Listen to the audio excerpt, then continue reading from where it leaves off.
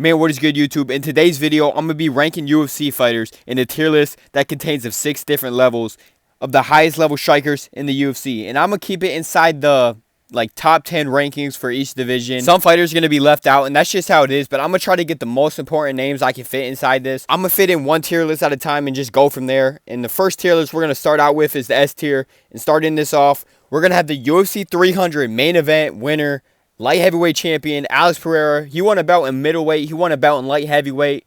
And pretty much every single person that's been on the feet with him could not stand with him except for Adesanya. It seems like no one can really stand with him on the feet right now. Once he got to light heavyweight, he even upgraded even more. Yuri couldn't stand with him. He had him shooting takedowns. Jan was shooting takedowns. Jamal Hill got knocked out in round 1. And pretty much he has every single tool you could have. He could punch, he could kick. He's pretty good with range. And even though he gets hit, you never really see him get hit clean. And I'm going to try to move through this video as much as I can. But next off on this tier list, S tier, we got the featherweight champion, Ilia Topuria.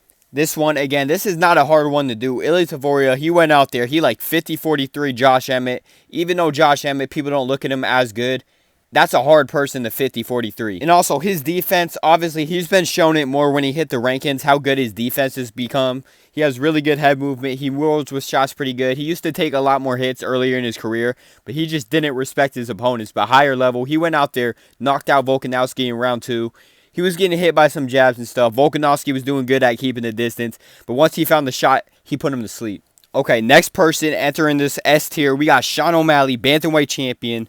This one's going to be an easy breakdown. I mean, you got Ilia Topuria. He's mainly just like a boxer, but Sean O'Malley, he is probably one of the best fighters in the UFC with footwork and keeping his distance.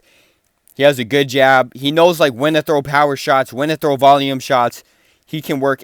He could mix in some leg kicks. He does spinning kicks to the body, a little teep kick.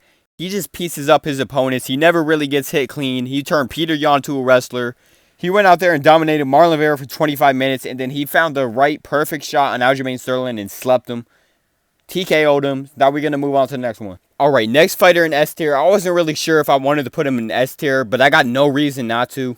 I kind of wanted to put him in A because there's a lot of wrestlers in the welterweight division, so it's kind of hard to tell where he's really at with the striking. I would like to see him against Wonderboy, see him against Jack. He got hit by one good shot against Nate Diaz, but a big reason I'm at S tier, just the way he looks when he's striking. He's good at keeping his range. He mixes in his shots. Like, he knows how to set you up, too. He's not going to force anything, though. He never overextends on punches. He will mainly just keep away with his kicks. And he just outclasses people. So it's kind of hard to put him below S, but I really want to see him against a better striker. But anyways, moving on. This one, okay, I don't even really need to explain this one too much. But S tier, we got Wonderboy. There's a reason everyone takes him down. He schooled Jorge on the feet. He scored Jeff Neal on the feet. He scored Vicente Luque on the feet. He got knocked out by Till. But that happens. But pretty much every single person that stood with him, he puts a masterclass on. And no one can really stand with him. I mean, Kevin Holland had some success early. But then he just got beat up badly. So we're just going to move on. All right, for this next one, I know a lot of people are going to disagree with this. But I'm going based off of right now. This is not career. It'd be a little bit different if it was career. I'm not even going to move on to this tier list next, but I just want to throw this fighter in so y'all know he's not on S tier. Israel Adesanya. And hold up, don't even go crazy. Like, come on. Let's just look at this real quick. Obviously, he is really good on the feet. I would have him on S tier a couple years ago, but he went in there, possibly lost to Robert Whittaker, which is not bad. That's not bad at all. No one really cares about that. He went out there, lost against Alex Pereira on the feet. Jan Blachowicz, he was losing on the feet. He went back and knocked out Alex Pereira. That's good. But then he went out there, got dominated by Sean Strickland, which was his last fight. And Strickland went on to lose against DDP on the feet. So it's kind of hard to put him at S tier as of now.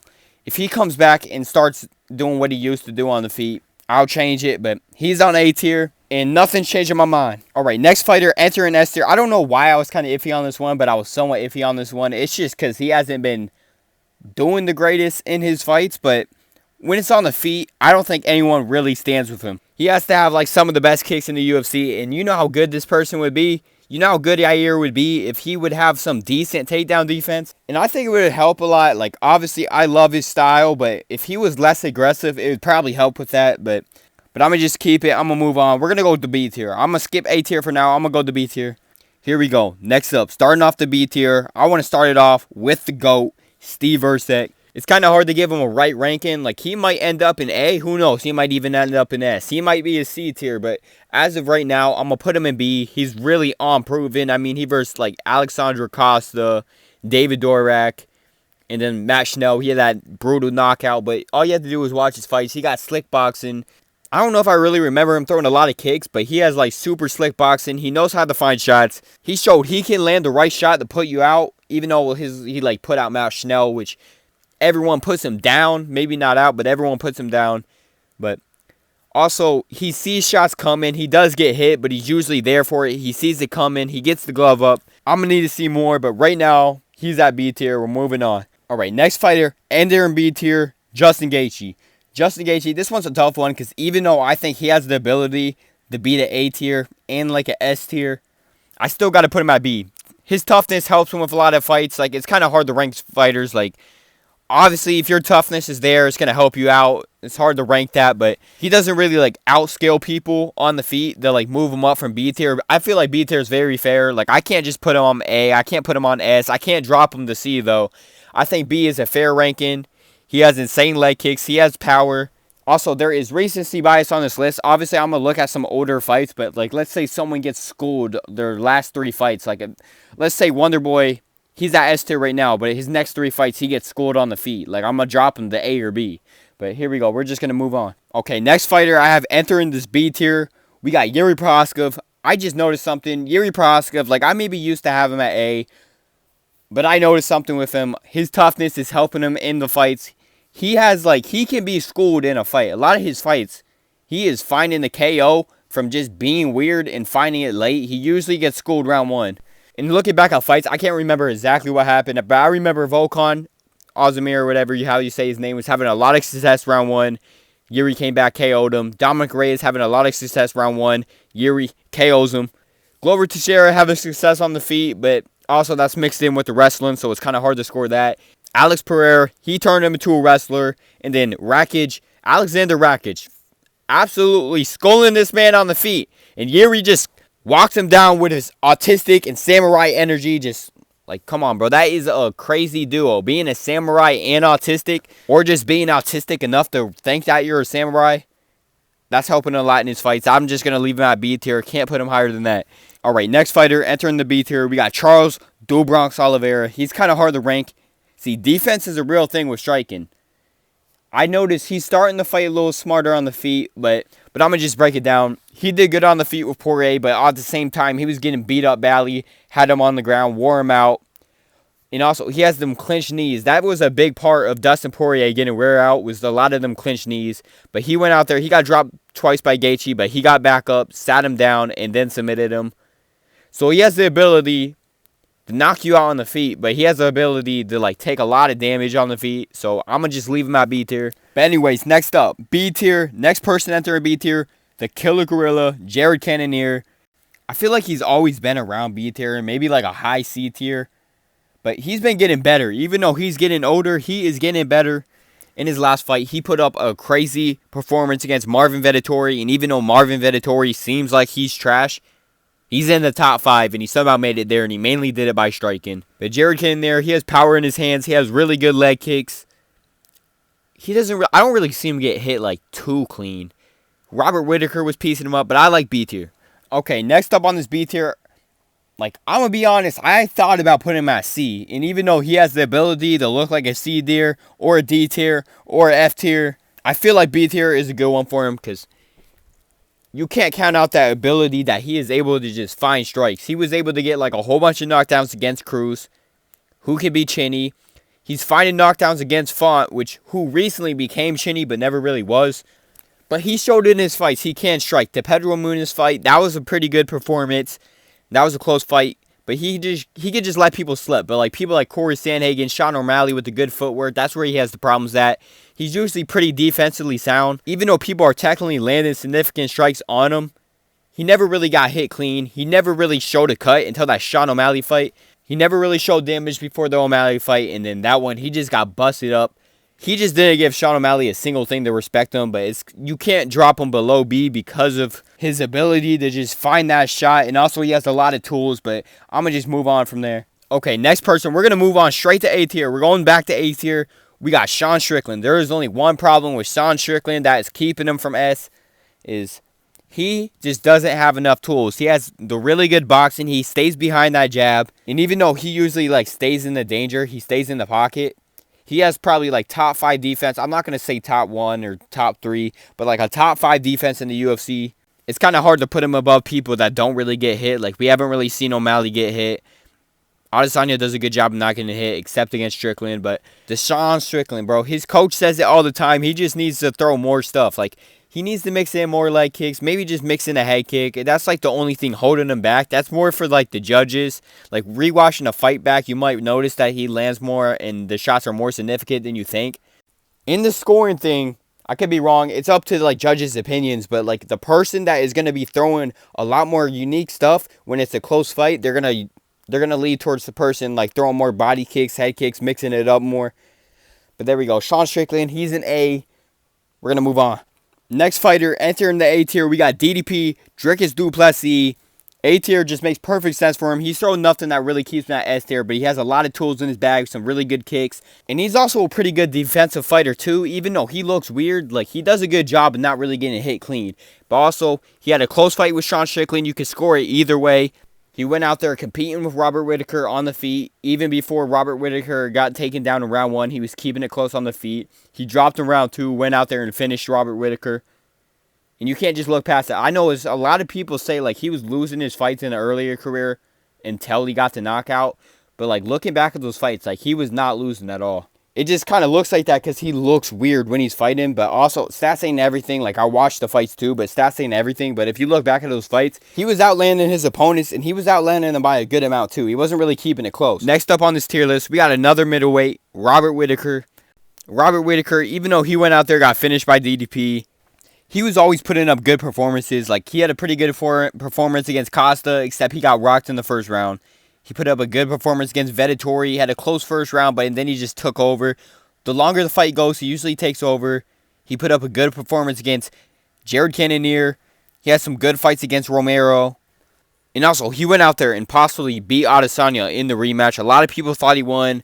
And it's so close that every single time that I rewatch that fight, I almost change my pick, like, almost every time. And it seems like one of the only things, like, skill-wise, he is up there with the striking, but it seems like one of the only things that is holding him back is his chin. He doesn't have the best chin. But I will say, like, if he got in a rematch, dropping him in the B tier, but I'm going to keep him at A because I would drop him. He's definitely skilled. All right, next fighter we move in the A tier. We got Corey Sandhagen. Corey Sandhagen, he's just a good fighter. He's a volume fighter. Doesn't necessarily, like, land power shots, but he does have the ability to find a finish if it's there. He has really good footwork. Like, almost, I'm pretty sure, like, every single person that he fights, he's going to outland except maybe O'Malley. But, like, Song Yadong fight, that was a pretty close fight. But at the same time, you could have it, like, 30-27 going to round 4. Peter Yan fight, very close fight. Clearly lost that one, but at the same time, that was a good fight. And I'm pretty sure that was short notice, yeah, because it was supposed to be Sterling Yan. Corey Sandhagen stepped up. But anyways, here we go. Next up, A-list, we got Dustin Poirier. Dustin Poirier, simple as this, really good boxer. He has good calf kicks. He can work some other kicks, but it's mainly just the calf kicks. And then he got knocked out by Gaethje, cool, but here we go. He knocked out Conor McGregor. He went out there, outskilled Conor McGregor, knocked him out on the feet. He beat Max Holloway, short notice, close fight, 48-47. He knocked out St. Denis, so obviously he has the power on the feet. He has the ability to just find the shot. He's not just chucking out shots. He's good. He could tear up your calf. He could land clean boxing combinations, body, head, don't matter. And even though you're going to land strikes on him, he has pretty good defense. He does a good job at not getting hit clean a lot of the times, even though he has entertaining fights. You can land strikes on him, but he does a good job at not getting hit clean. We're going to move on. Next up, A-list, my favorite fighter. I'm going to be honest, he's my favorite fighter. Max Holloway, Max Bless Holloway. Can't put him on S tier. There's reasons for that. Volkanovski has 3 fights on him. Yair Rodriguez somewhat turned him into a wrestler. I got to say, close fight, but he did kind of turn him into a wrestler. Max Holloway went out there, though. Schooled Justin Gaethje, knocked him out. Justin Gaethje, again, he is more of a brawler, and he puts himself on the line to get past you. It's kind of hard to beat him. He doesn't really beat people skillfully. But still, Max Holloway, there's a reason. Most significant strikes in history. He used to be there to get hit a lot more, but he's always had pretty good head movement, even though he's been there to be hit. But now he is perfecting his footwork. Like every fight he's been upgrading his footwork since that last Volkanovski fight. He went out there, good fight against Arnold Korean Allen. Zombie, yeah, he won he might have that. been washed I thought up, but pretty still clearly. good performance. And then He went out there, knocked out schooled Korean Justin Zombie. Gaethje. He is so close to an S tier, but I can't put him there just because of those Volkanovski fights and the Yair fight. Okay, next up. I would have had this dude at S tier not too long ago, but damn, Alexander Volkanovski. We have to drop him. I have to drop him. Went out there, good fight against Islam. That was close on the feet, moving up the division. He went out there, beat Max 3 times. Schooled Ortega on the feet. He completely schooled him. Close fight against Yair. We haven't really seen like too much striking, even though he rocked him. It was after a headbutt, but there was a lot of wrestling. I feel like he definitely could have competed with him in the striking, but he wrestled, did what he needed to do. But and then boom, just one knockout just changes everything. His chin's never going to be the same. It might hold up. Who knows? If he's out for longer, he might hold up. He's always been pretty defensively sound. But when he was getting backed up against the cage against Ilya, he was just making so much mistakes. He went out there. It sucks to say, but I'm going to need to see him get back and try to go for an uppercut and got tier. I mean, a chin shouldn't be everything, but like if you keep getting chin, it's not going to help you. Like I can't put you higher on the list. Alright, like I said at the beginning of the video, some people are going to get left out, but let's say A tier. I'm going to just get a quick breakdown. I ain't even going to put their pictures in, but Stongy Dog, A tier. He competed with Sandhagen. He competed with Peter Yan. And also, I'm going to have to put Islam there too, because Islam, he could be a B, but we don't know, because he has the threat of the takedown, but everything I've seen so far is super clean. Because even when they were standing with Volk, and Volk was going after him, seeming to not worry about the takedown as much, he was still keeping it competitive on the feet, even winning some rounds on the feet. And also, he went out there and knocked out Volkanovski. Short notice or not, he went out there and knocked him out. But anyways, we're going to move on. We're going to go to C tier. Now I'm going to try to speed things up. But here we go. We go straight to C tier. We got Brandon Moreno, Brandon Royval. We're going to just break it down quickly. Flyweights, I haven't seen a lot of like super good strikers in flyweight. Manel Cape, he's up there. Erdsek, he's up there. We're going to see what goes on. Moreno, he's always been more of a brawler. I haven't seen like anything super clean. He has skills on the feet, but I can't just like, there's no one in B tier I could put him in with B tier. I have to keep him at C. I don't see him being with anybody in B tier. Same thing with Royval. Royval beat him on the feet, but I haven't seen nothing special from Royval. Haven't really seen anything too special from Moreno. He looked clean on the feet sometimes. All right, next up in the C tier, we got two more fighters. We got Belal Muhammad, Kamaru Usman. Belal Muhammad, bro, I want to drop him, but like, come on, bro. He's been proving himself. He's good at keeping his distance. He uses his kicks. There's a lot of wrestlers, but like he held his own against the Luque fight. He beat Gilbert Burns. Had like, come on, bro. His shoulder was out. Hard to rank that one. Kamaru Usman, you got to remember, he is striking against wrestlers. Impressive knockout against Jorge. Obviously, he has that ability to land some clean shots, but like we've seen him against Leon Edwards. When it's on the feet with Leon Edwards, he's staying ahead, winning the fight. He had that stand-up fight against Kobe, but at the same time, they're wrestlers that are striking. That's the only thing at welterweight that it's kind of hard to score stuff, because you're not really seeing these. You're seeing there's a whole bunch of wrestlers in welterweight, so it's kind of hard to judge their striking. But it's the same thing as the first two. I can't put Belal or Kamara in the same category as Charles Oliveira, Yuri Prohaska, Gaethje, and I forgot his name. My bad. I like him, but Steve Ercek. I can't put him in the same category. All right, next up. D tier, F tier, don't matter. I just call it the trash tier. These people cannot strike. I don't know how they make it to the top 10. Okay, you're a good wrestler. Mateus Kamrat cannot strike. I'm going to be honest. I think he's improving, but still. Come on, bro. He's fluking a win against Rafael. Like, come on. What's going on there? Robbery against Jalen Turner. What's going on there? I actually scored it for him, but still. Robbery against Armin. But still, like, when it's on the feet, this man cannot strike. And Gamrot, I feel like he has some of the best wrestling in the UFC. But come on, like, we see Moicano take down Jalen Turner, and he has a threat there, so he finished him. Gamrot, he takes him down. Jalen Turner is able to just stay composed and do what he needs to do on the feet, and he has better takedown defense against Gamrot than Moicano, because he doesn't have to worry about the striking at all. All right, this next one. I don't even know how this guy got into the UFC. Roman Dolidze, one of the worst strikers I ever seen. He arguably beat Marvin Vettori, so I could probably put Marvin Vettori in the same category, because I don't know how the hell this man even made it to the UFC. He has to fluke a win to win. He fluked his win against Hermanson, was absolutely getting dominated. When it's on the feet, he can't do nothing. He knocked out Phil Hawes. Cool. Phil Hawes has the worst chin I ever seen. And the crazy thing is, he has good wrestling, but he does not wrestle. I don't understand how the hell he even got ranked. All right, next up on this list, coming in the trash tier, we got Sean Brady.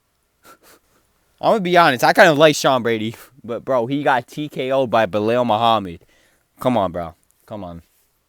Okay, next up in the trash tier list, we got Mohamed Mokayev. Like, come on, bro. This dude is losing hype after every single fight. Like, I get it. He's young. He's going to get better. But, like, come on, bro. You're going against Alex Perez, and you're in the third round, dropping to your knees every single second it's on the feet. He has nothing on the feet. He doesn't really have a finish ability on the ground, which has nothing to do with striking. But I'm just saying, like, he does get finishes, but, like, higher level, it seems like that's kind of going to go away. And I'm just saying that because what's going to happen when people just defend a couple takedowns and it's in a 5-rounder? I'm just saying this because it seems at the higher level, it seems like in flyweight also, they're going to start stuffing them takedowns, and he can't really strike right now. So let's see what happens. That's going to be it for this video. Like, I didn't realize how much people were in this. Like, okay, I could have planned this a little bit better because I didn't realize how much people were going to be here. There's some fighters getting left out I wish I could have had in, but I'm going to try to do some more tier lists. I'm going to plan it a little bit better. I might do stuff by divisions because there was way too much fighters to put on this. And I was doing it by only in the top 10 also. So that's it.